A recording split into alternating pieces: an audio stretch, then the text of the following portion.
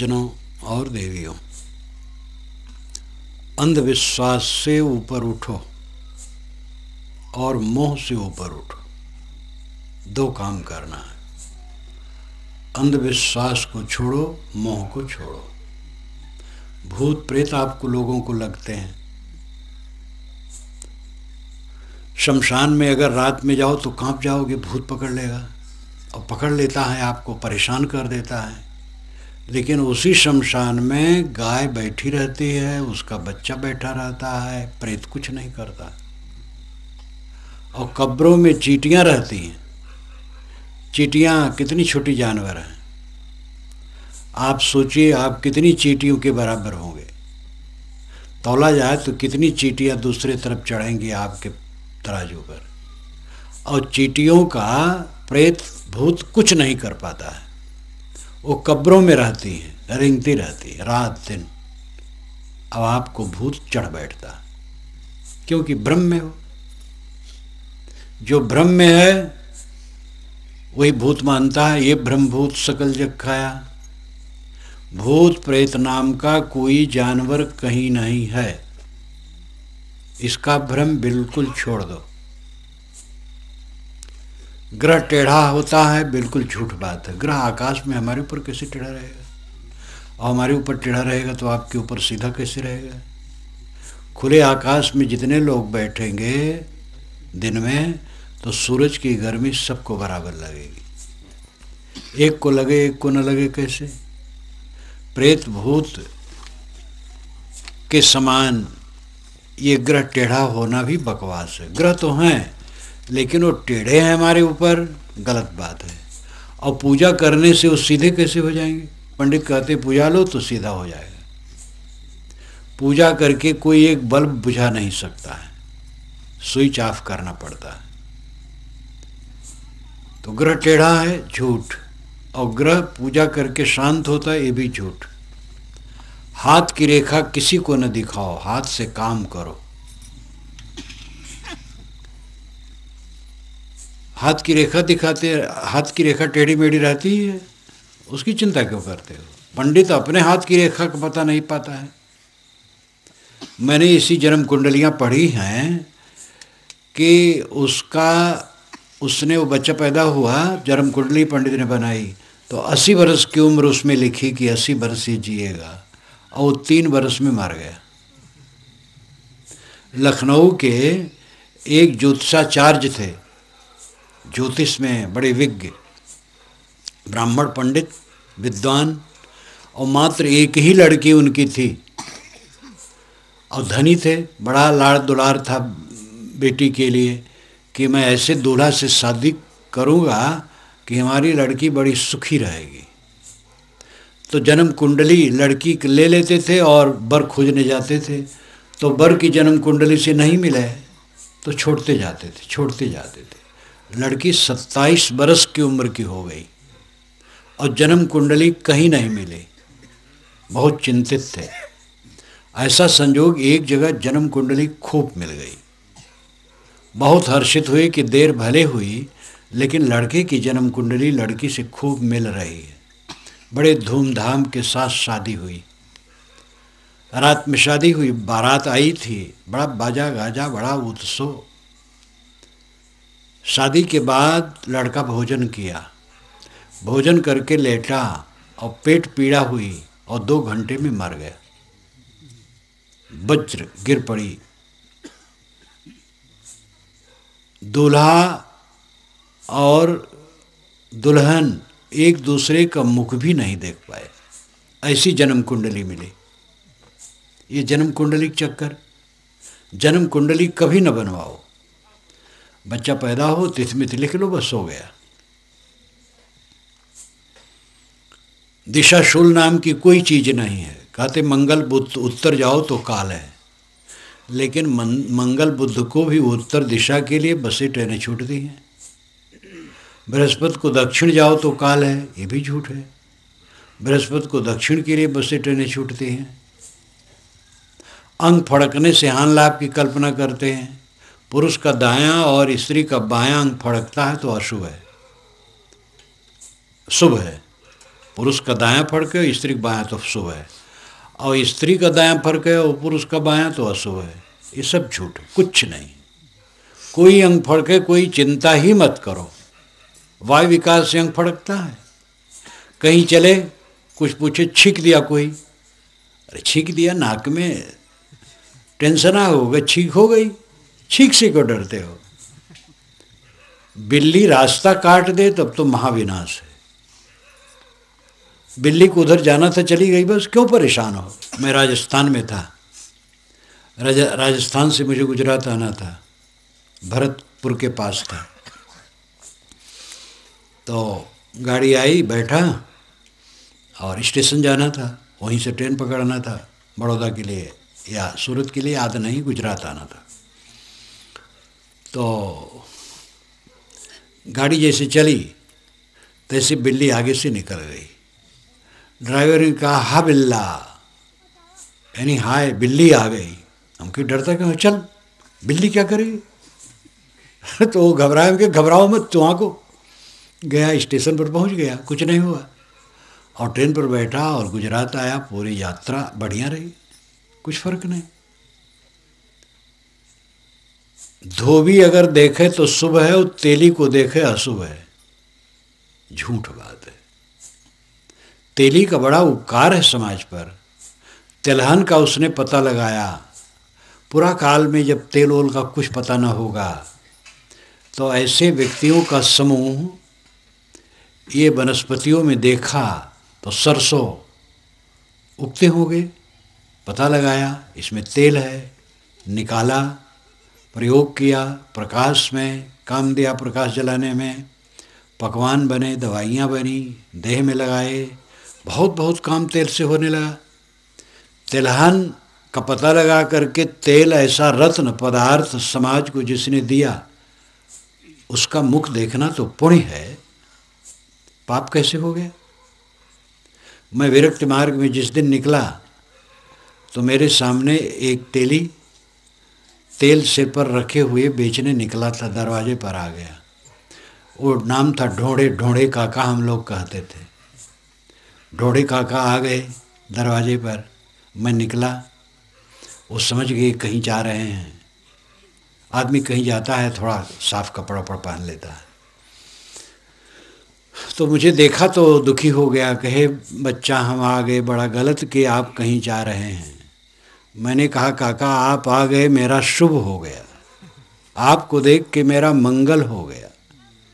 वो एकदम अप्रत्याशित खुश हो गया और मैं निकला, और निकले बहुत दिन हो गए, 1953 में निकला हूँ, अब जोड़ लो कितना दिन हुआ।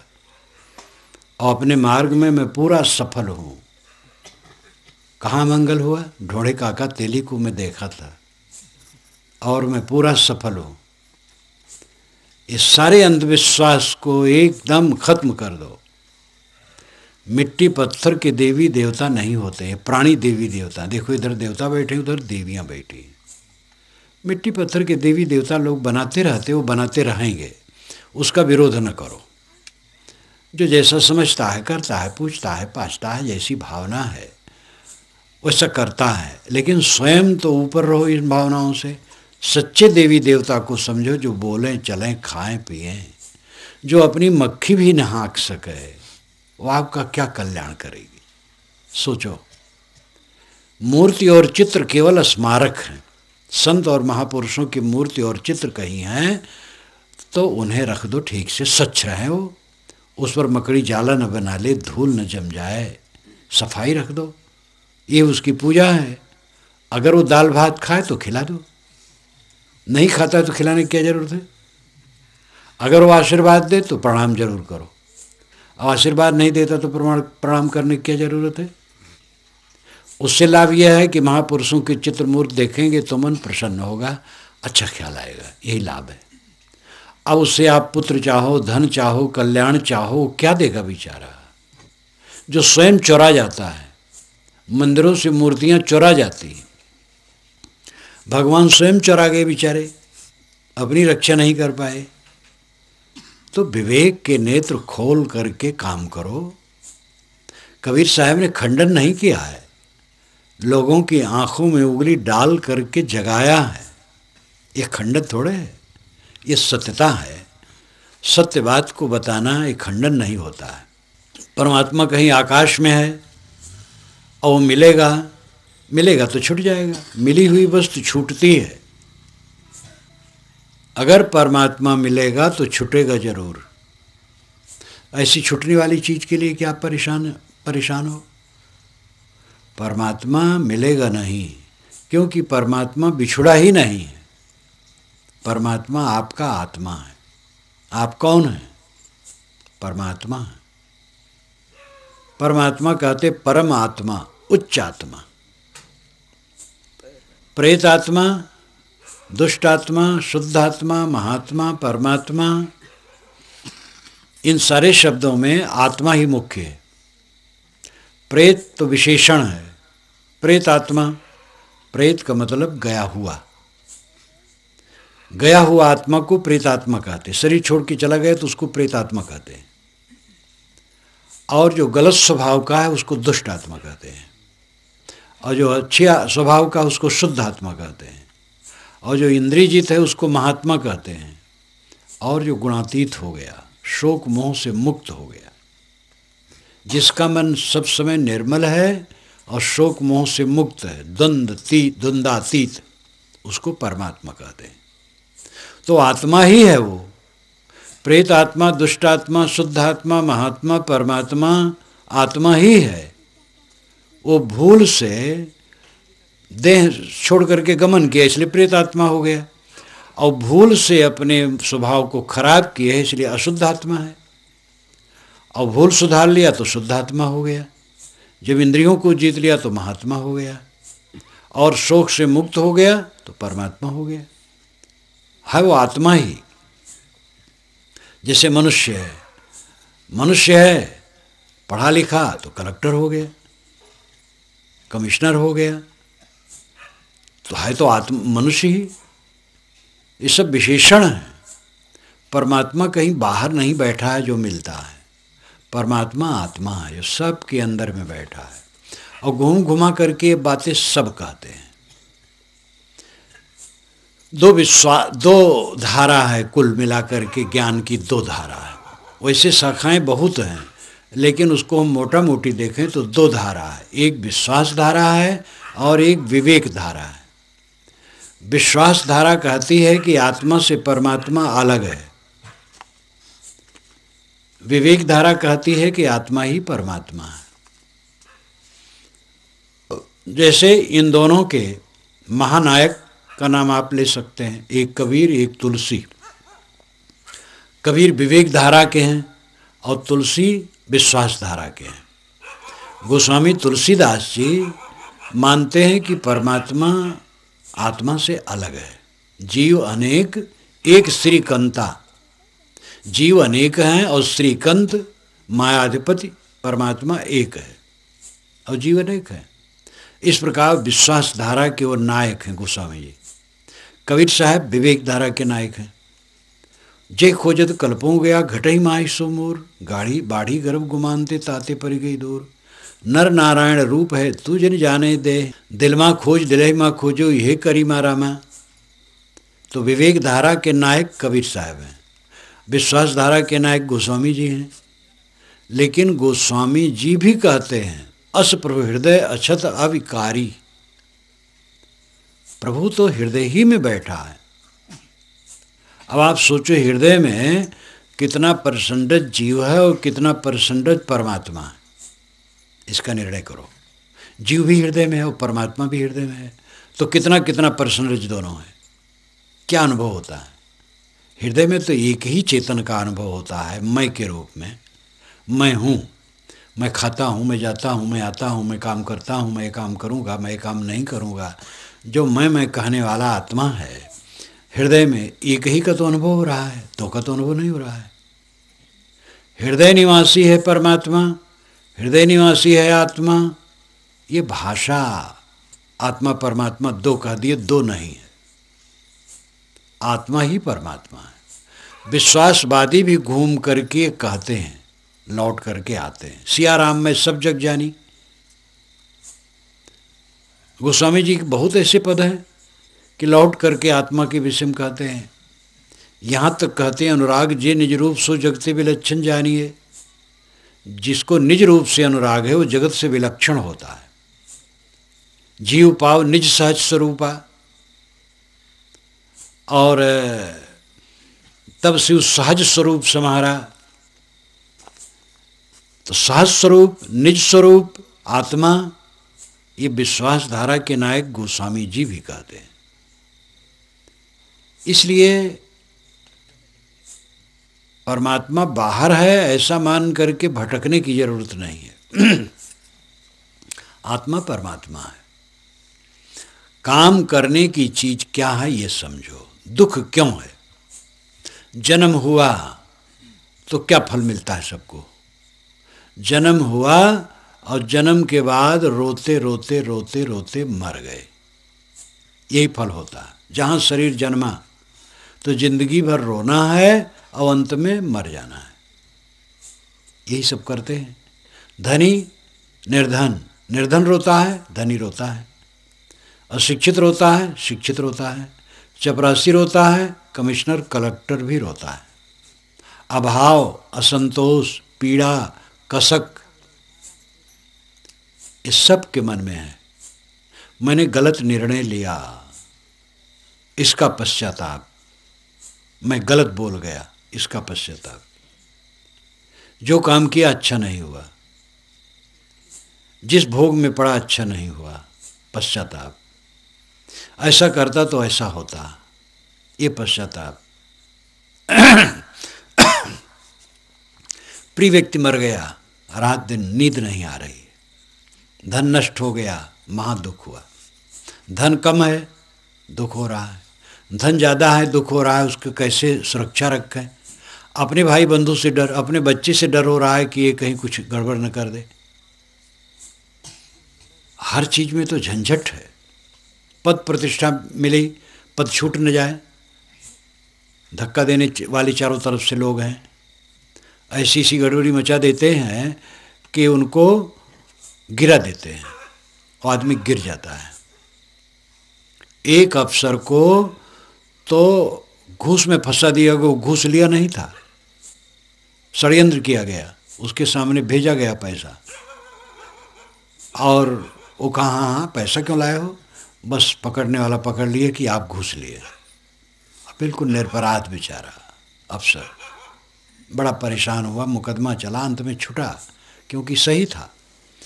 गलत ऑब्जेक्शन होता है, वो गलत ऑब्जेक्शन में लोग परेशान हो जाते हैं।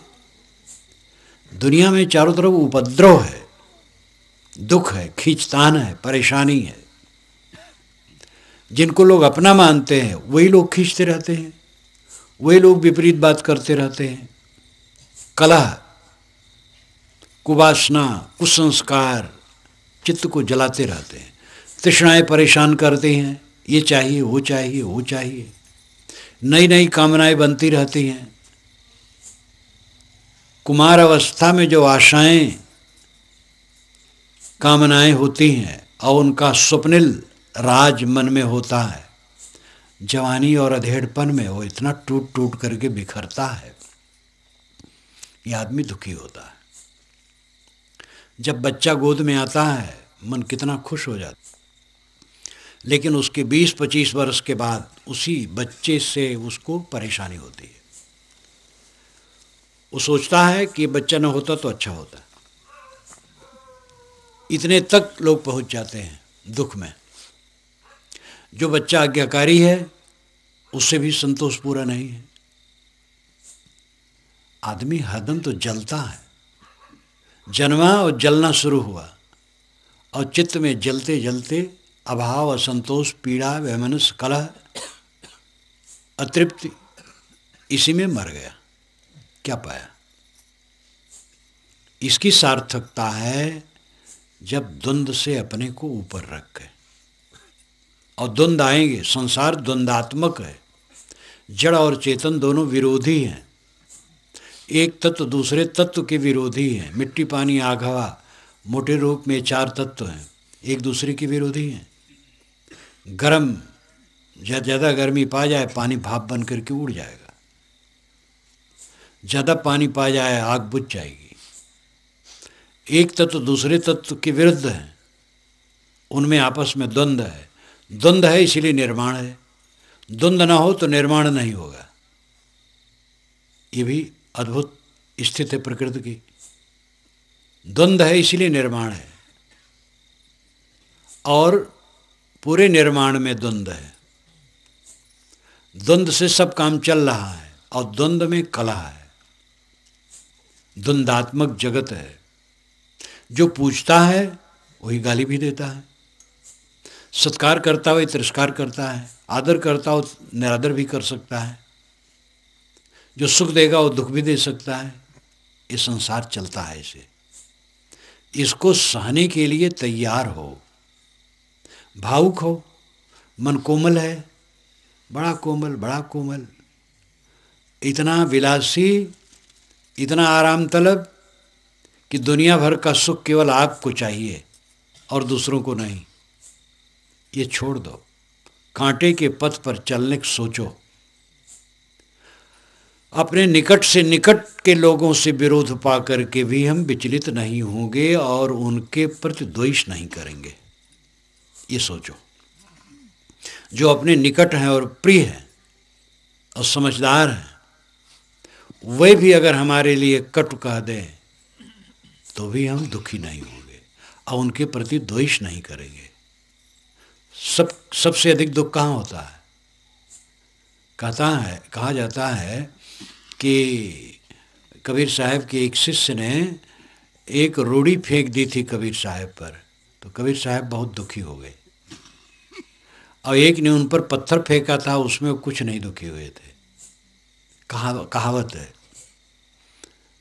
तो कहते हैं भाई कबीर साहब ने सोचा ये जो बहुत प्रिय शिष्य है, इतना समझदार, इसने रोड़ी कैसे फेंक दी? पत्थर फेंका था तो बेसमझ था, तो कोई दुख नहीं। इतना समझदार होकर के रोड़ी कैसे फेंक दे? एक बूढ़े संत ने एक बार मुझसे कहा था, बहुत पुरानी घटना है। बात समझाने के लिए संत लोग बना भी लेते हैं। जो बहुत समझदार है और बहुत हमारे निकट है, प्रिय है, और उससे हमारे लिए त्रुटि हो जाए तो भी हमें दुखी नहीं होना चाहिए। चोट वहीं लगती है। हम बीमार पड़े हैं, लोग आते जाते हैं, हमें कोई अमर्ष नहीं है। आए गए, देखे, इधर उधर चले गए, कोई हमें नहीं पूछता, हमें कोई दर्द नहीं। लेकिन हमारा आदमी परिचित और प्रिय और निकट का हो और हम बीमार पड़े हैं और हम पर ध्यान न दे तो उनके लिए हमें दुख होता है। ये हमारा आदमी, हमारा निकट, और ये हमारे ऊपर ध्यान नहीं देता है। लेकिन उस समय भी हमारे मन में मलिनता नहीं होनी चाहिए। निकट से निकट लोगों द्वारा भी निरादर पा करके हमारे मन में कष्ट नहीं होना चाहिए और उसके पर द्वेष भाव नहीं होना चाहिए। द्वेष भाव के तो हमारा अपना पतन हुआ। हम द्वेष करेंगे किसी से तो हमारे मन में तो कालिख लग जाएगा और वो दाग छूटने में बड़ा कठिन है। ये ध्यान दो। इसमें बैठे लोग कुछ ऐसे भी होंगे जो बीड़ी पीते होंगे, कुछ नहीं बहुत लोग होंगे। बीड़ी तो बहुत आम बात है, गुटखा खाने वाले होंगे। लेकिन आप जब बीड़ी, गुटखा या कोई भी नशा का सेवन शुरू किए हैं तो बड़े सहज रूप से हुआ है। किसी मित्र ने दिया, अरे लो यार खाओ पियो, देखो कैसा आनंद है। तुम भी आदमी का ज़िंदगी पा करके क्या मुकर रहे हो? आदमी की ज़िंदगी मिले तो बीड़ी तो पीना चाहिए। बैल कहीं बीड़ी पीता है? आदमी ही पीता है। कोई मित्र मिला, ऐसा समझाया और आप एक दो फूंक मारे, बस थोड़ा सा आनंद मान लिए। अब पड़ गई आदत, अब हो गए वर्षों। अब कोई कहता छोड़ो तो बड़ा मुश्किल है। लगने में देरी नहीं लगी और छूटने में बहुत मेहनत है। दाग लगने में देरी नहीं लगती है और दाग छुड़ाने में बहुत देरी लगती है। इसलिए दाग लगने न पाए ये ध्यान दो। मोह और वैर, ये दो फांसी जीव के गले में लगी है। मोह और वैर, इसको सूक्ष्म भाषा में राग द्वेष कहते हैं। बात वही है, राग द्वेष। ये दो कांटे हैं, यही जीव को बारंबार संसार में लाते हैं। हमारे एक भक्त का लड़का आया था तो गया भी मिला, मैंने कहा क्यों आए इतने टाइम? कि साहब कुछ देना था, वो भूल गए थे तो देने आए थे। हम कि इसी प्रकार जो भूल जाएगा वो लौटेगा। इस दुनिया को देख करके जो मोह करेगा और ही भूल गया तो देह छोड़ करके फिर दुनिया में आकर के रोएगा। और नहीं भूला यहाँ, निर्मोह रहा, तो इस प्रपंच में नहीं आएगा। जो ये समझ पाए, नहीं तो लोग समझते आना चाहिए, देह धरना चाहिए, रोना गाना चाहिए, यही आनंद है। हंसो खेलो, लड़ो झगड़ो, राग द्वेष करो, कलह करो, प्रेम करो, बैर करो, हल्ला गुल्ला करो, बस ऐसी ज़िंदगी जियो, यही में आनंद है। संसारी बुद्धि यही है। विवेकवान समझता है ये सब दुख है। राग द्वेष नहीं करना है, प्रेम शुद्ध प्रेम करना है, मोह वाला प्रेम नहीं करना है। प्रेम तो शुद्ध भाव को ही कहते हैं, लेकिन प्रेम को लोग बदनाम कर दिए हैं। किसी लड़की को किसी लड़के से प्रेम हो गया, लड़का को लड़की से प्रेम हो गया, प्रेम नहीं हो गया, मोह हो गया। और ये मोह दुखदाई है। शुद्ध प्रेम करो, मोह वैर छोड़ो। मैंने कहा था ये अंधविश्वास छोड़ो और मोह छोड़ो, ये दोनों छूट जाए बस। आप स्वयं शुद्ध बुद्ध निर्मल हैं, आपका आत्मा निर्मल है, आपका स्वरूप शुद्ध चेतन है, असंग है, उसमें कोई प्रपंच नहीं है, न इंद्रिय है, न मन है, न जगत है, न ये जगत का भास है, कुछ नहीं है। ये देह वासना बस देह धर करके इंद्रियों से जगत को देख देख करके सारा प्रपंच है। आँखों से देखते हो, कान से सुनते हो, जीभ से चखते हो, चाम से छूते हो, नाक से सूंघते हो, पांचों विषयों का ज्ञान पांचों इंद्रियों से करके अनेक खुराफात जिंदगी में इकट्ठी कर लेते हो और उसी में पूरा जीवन जलना होता है। हमारे जीवन में खुराफात के कांटे इकट्ठे होते हैं।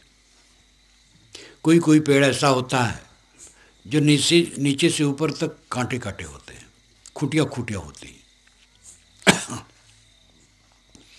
इसी प्रकार मनुष्य का जीवन कितने लोगों का है जो कांटेदार है, नीचे से ऊपर तक कांटे कांटे हैं, खुराफाती काम करते हैं, जीवन का दुर्व्यवहार करते हैं, मन वाणी इंद्रियों को चंचल करते हैं और उसका परिणाम होता है कि वह चैन से नहीं रहते हैं। सुख से जीना ये जीवन की सफलता, इच्छा तृष्णा त्याग करके जियो। मूल आवश्यकता क्या है? जो जरूरी है वो क्या है? भोजन, कपड़े और सोने की जगह, ये तीनों जरूरी है और ये सबको मिलते हैं। अंतिम बात है मन की शांति, वही शांति नहीं मिलती है।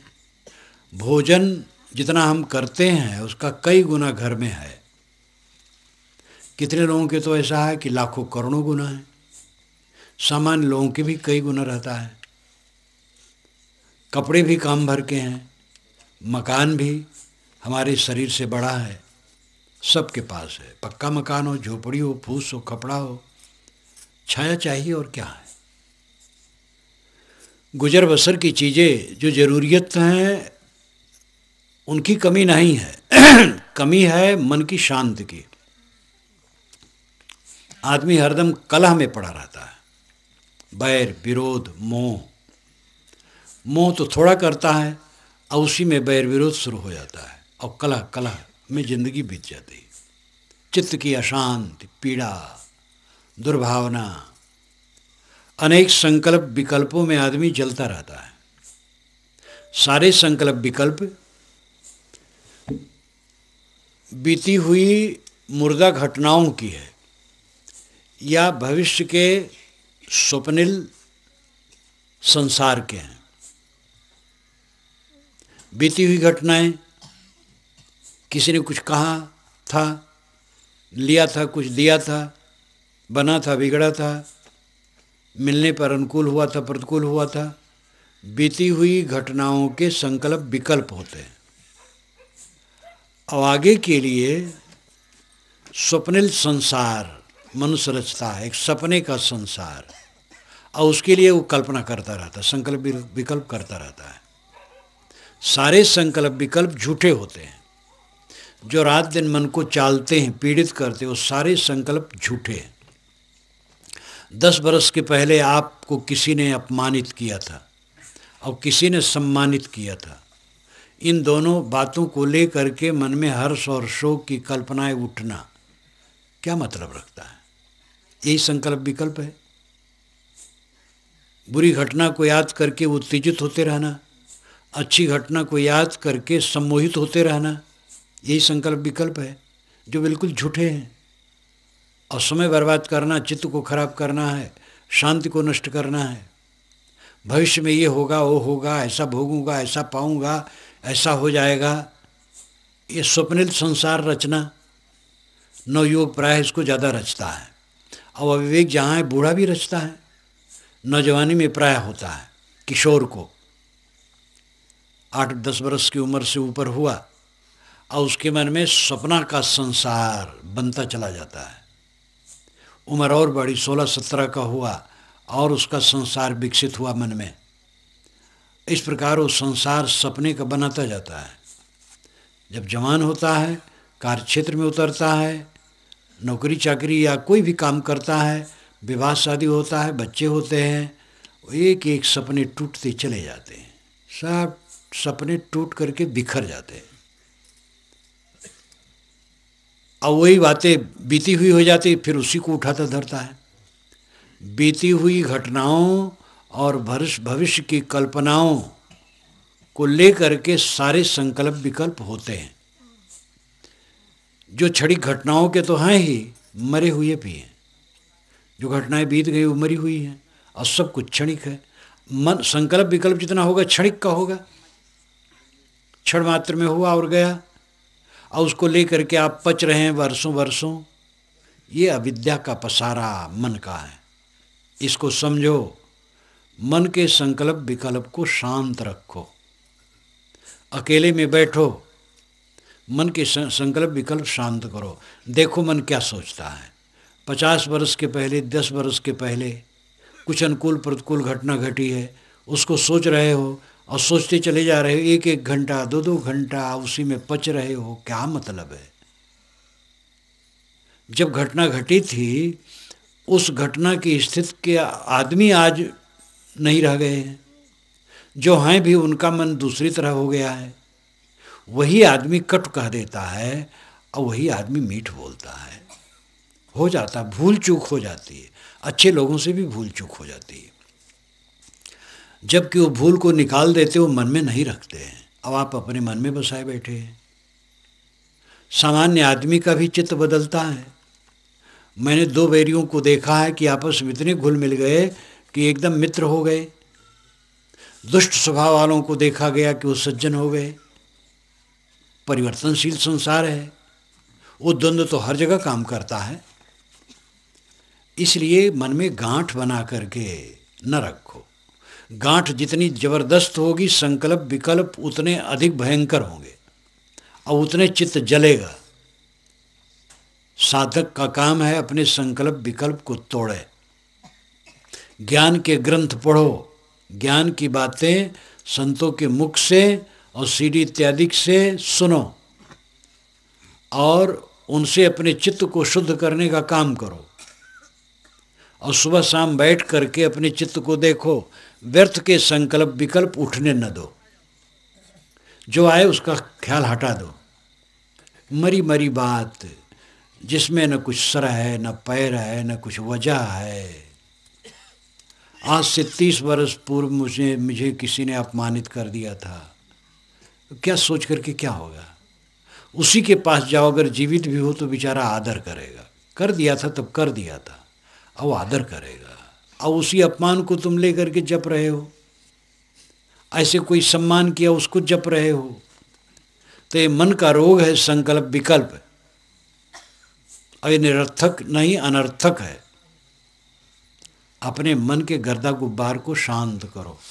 संकल्प विकल्प यानी सोचना, निरर्थक सोचना, अनर्थक सोचना, इसको चित्त में आने न दो, शांत करो।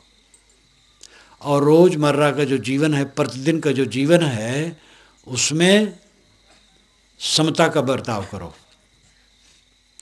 परिवार के लोगों से उलझो ना, कोई कटु कह दे सालो, आप खुद कटु न कहो। किसी बात बर्ताव में ऊंच नीच हुआ हो, उसको चित्त से उतार दो। खाने पीने में, लेने देने में, कपड़ा लत्ता में, रुपया पैसा में, आदर सम्मान में, किसी बात में भी ऊंचा नीचा हुआ हो, उस पर ध्यान ही न दो। अपने से गलती हुई हो तो उस पर ध्यान रखो और फिर वैसी गलती ना हो। दूसरे से गलती हुई हो, उसको चित्त से बिल्कुल उतार दो। वो जिम्मेदार खुद है, वो खुद सोचेगा, वो स्वयं सुधारेगा। हर आदमी सुधारता है और खुद वो सुधारेगा। उसके लिए मन में बैर न बनाओ, मन को सरल रखो। 4 दिन की जिंदगी है, यहाँ किससे किसका संबंध है। एक वृक्ष डाले घनी, पंछी बैठे आए, ई पाटी पीरी भई उड़ उड़ 14 जाए। एक वृक्ष है, उसमें बहुत सी शाखाएं हैं और बहुत से पक्षी शाम को आकर के बसेरा लिए। सवेरा हुआ, प्रकाश उगा और पक्षी उड़ उड़ करके इधर उधर चले गए। संसार की दशा यही है। यहाँ कोई कायम माटे रहने वाला नहीं है। कोई कोई नो नथी रे, कोई कोई नो नथी रे। मैं इतनी ही गुजराती जानता हूँ। कोई कोई नो नथी रे, कोई कोई नो नथी रे। और इतना बहुत है, इतने का उपयोग कर ले बस बेड़ा पार है। किस लिए रोते हो, किस लिए वैर करते हो। किसी ने ऊंचा नीचा कह दिया अब वो फिर वैसे नहीं कहेगा, वो खुद उसको भुला देगा, अच्छा कहेगा। अब कोई ऐसा हाठी है कहेगा तो वो अपना कमाई करेगा, वो अपना दुख भोगेगा। हम क्यों वैर बनाएं। किसी के लिए वैर रखना महापाप है। वैर रखोगे तो कटु कहोगे, उसकी निंदा सुनोगे, उसकी निंदा करोगे। निंदा सुनने में अच्छा लगता है जो अपना वैरी होता है, और उसकी निंदा करने में भी अच्छा लगता है। ये सब अपने पैर में कुल्हाड़ी मारना है। मन को सदैव निर्मल रखने के लिए प्रयास करो। सब समय मन निर्मल रहे, यही सच्ची साधना है। सद्गुरु कबीर का यही विचार है, करो विचार जो सब दुख जाई। विचार करो जिससे सब दुख दूर हो, और विचार यही है, मन को निर्मल करना। परिहर झूठा केर सगाई, झूठे की सगाई छोड़ो। देह गेह धन संपत्ति सब झूठा है, इसमें मोह करके पचो ना। विवेक पूर्वक इन सब का उपयोग करो। तो मैंने आपसे कहा था कि भ्रम और मोह दोनों छोड़ो। भ्रम है मन की कल्पनाओं का, और मोह है ये दुनिया के प्रपंच का। कबीर साहब के वाणी और ज्ञान का मनन चिंतन करो तो सारा भ्रम उड़ जाएगा। और उनकी वाणी का रहनी संपन्न रहनी के प्रसंग की वाणियाँ पढ़ो, मनन करो तो मन का मोह भी मिट जाएगा। माया मोह बधा सब लोई, अल्प लाभ मूल गो खोई। माया के मोह में सब जीव बधे हैं, उसमें लाभ तो बहुत थोड़ा है और मूल ही खो जाता है। इसलिए जागो, भक्ति का फल यही है कि सुख से रहो। आनंद आनंद, जीवन में आनंद, प्रसन्नता, सुख शांति। बहुत दिन के भक्त हैं, बहुत दिन के साधु हैं, लेकिन अवसाद उनके चेहरे पर छाया रहता है। घुट रहे हैं, प्रसन्नता चेहरे पर नहीं है, आनंद चेहरे पर नहीं है। तो साधु भगत होने से क्या हुआ है। हर समय खुश खुश रहो, कमल की तरह खिले रहो। और ये तब होगा जब मन में पाप नहीं होगा। ये राग द्वेष का पाप, मोह वैर का पाप जब नहीं होगा, तब चेहरा खिला रहे, क्योंकि मन खिला रहेगा। मन के खिला रहने से चेहरा खिलता है। मन अवसादग्रस्त है, मन पापग्रस्त है, मन में विकार है, मन में ऐठन है, मन में ग्रंथि है, तो उसकी परछाई चेहरे पर आएगी। हरदम दुखी दुखी दुखी दुखी। इसलिए जागो, मोह भंग करो, निर्भ्रांत हो, मन निर्मल करो और पूरा जीवन आनंद से जियो। यही सद्गुरु कबीर का निर्देश है। मैं अपनी वाणी को विराम देता हूँ।